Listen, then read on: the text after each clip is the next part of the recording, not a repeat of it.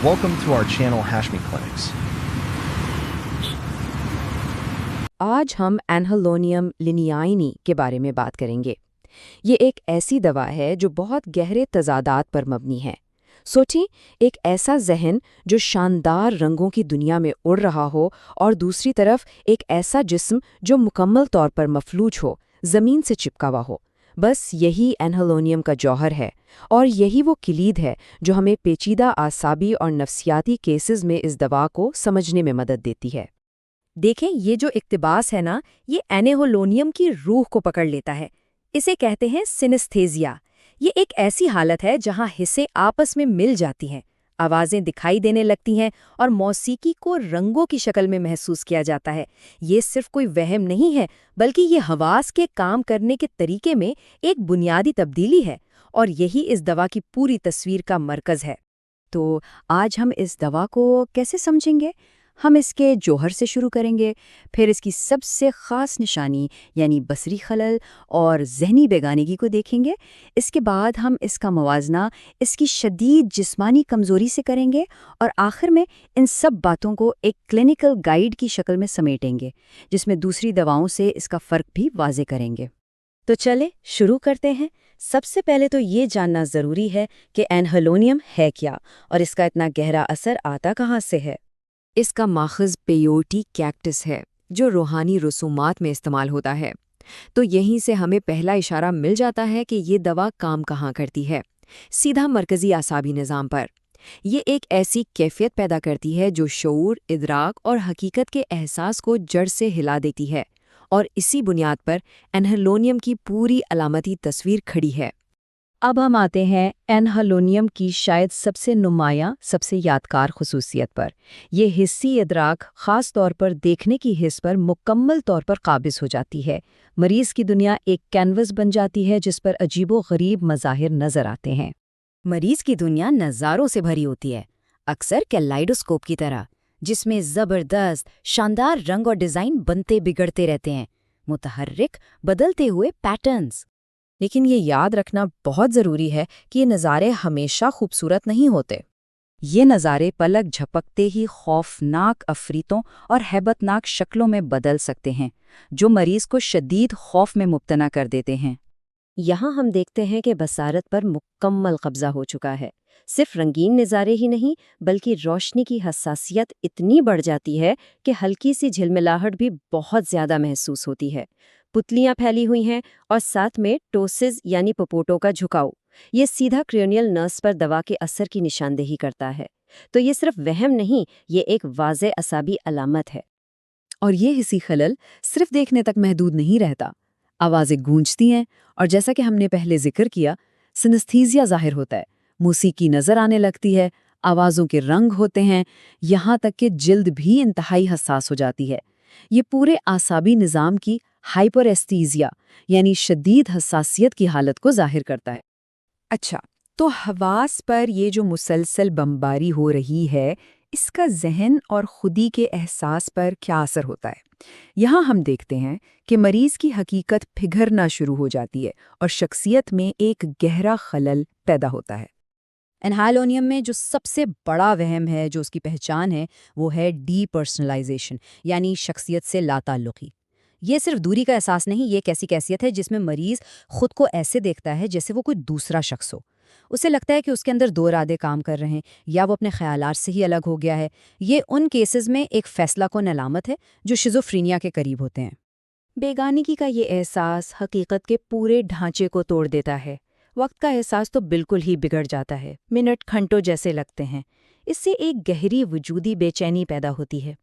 और जहनी मुश्किलात को भी देखें, मरीज़ को सही लफ्ज़ तलाश करने में दुश्वारी होती है। ये इसके बिल्कुल बरक्स है जो हम अगली स्लाइड पर देखेंगे। और यहीं पर आता है इस दवा का सबसे बड़ा तज़ाद कि सारी ज़हनी उलझन के बीच मरीज़ को ये वहम होता है कि उसके अंदर गैर मामूली ज़हनी ताकत और तवानाई आ गई है।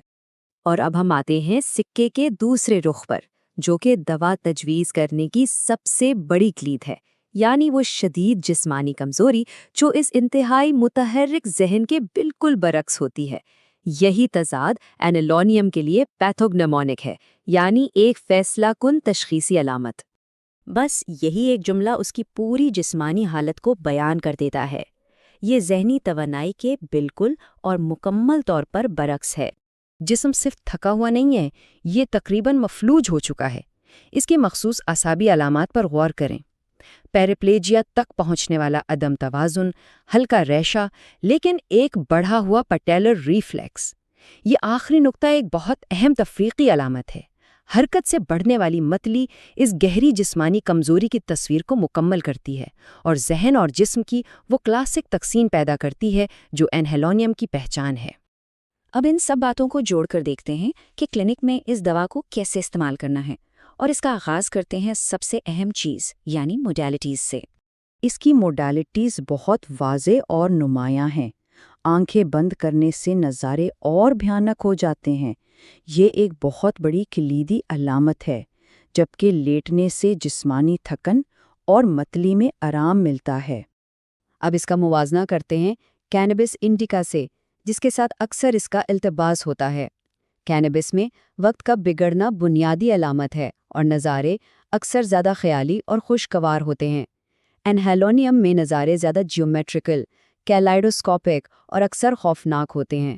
لیکن جو چیز ان دونوں کو بالکل الگ کرتی ہے وہ ہے انہیلونیم کا شدید جسمانی فالج، جو کینبس انڈیکا میں اس حد تک نہیں پایا جاتا۔ اور اگر بیلاڈونا یا اسٹرامونیم سے موازنہ کریں تو ان کا ہذیان بہت فعال اور پرتشدد ہوتا ہے۔ مریض بے چین ہوتا ہے، بھاگنا چاہتا ہے، جبکہ انہاتھوسیریم کا مریض جسمانی طور پر بالکل ساکت اور بے حس ہوتا ہے۔ اس کا ہذیان ایک اندرونی تجربہ ہے، جبکہ جسم اپنی جگہ پڑا رہتا ہے۔ یہ بستر پر ایک بہت اہم تفریقی نقطہ ہے۔ تو کلینیکل طور پر کن مریضوں میں ہمیں اس دوا کے بارے میں سوچنا چاہیے؟ شدید دماغی تھکان یا برین فاگ میں، بصری مظاہر والے ہذیان میں، لیکن سب سے بڑھ کر شخصیت سے لا تعلقی یا شیزوفرینیا جیسی حالتوں میں جہاں حقیقت سے گہرے انقطاع کے ساتھ ساتھ جسمانی عدم توازن یا فالج کی کیفیت بھی موجود ہو۔ اگر آپ اس غیر معمولی ریمیڈی کو یاد رکھنا چاہتے ہیں تو بس یہ ایک خیال ذہن میں رکھیں: اڑتا ہوا ذہن اور مفلوج جسم۔ یہ اس کی سب سے قابل اعتماد پہچان ہے۔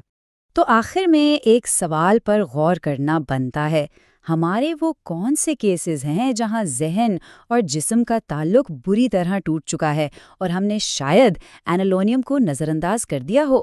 اپنی اس منفرد اور ڈرامیٹک تصویر کے ساتھ یہ دوا ہماری کچھ مشکل ترین اعصابی اور نفسیاتی چیلنجز کو حل کرنے کی کلید ثابت ہو سکتی ہے۔ Professor Dr. Rafat Hashmi is a distinguished homeopathic physician, educator, and researcher with over 4 decades of clinical and teaching experience. He is widely respected for his deep command of materia medica, repertory, and constitutional prescribing, combined with a practical, patient-centered approach. Dr. Hashmi has dedicated his career to training generations of homeopathic doctors, blending classical principles with modern clinical insight. He is also known for his innovative work in digital homeopathy, developing educational content, clinical tools, and AI-assisted systems to enhance remedy selection and case analysis. With a strong commitment to ethical practice and lifelong learning, Professor Dr. Rafat Hashmi continues to guide, inspire, and elevate the standards of homeopathic education and patient care.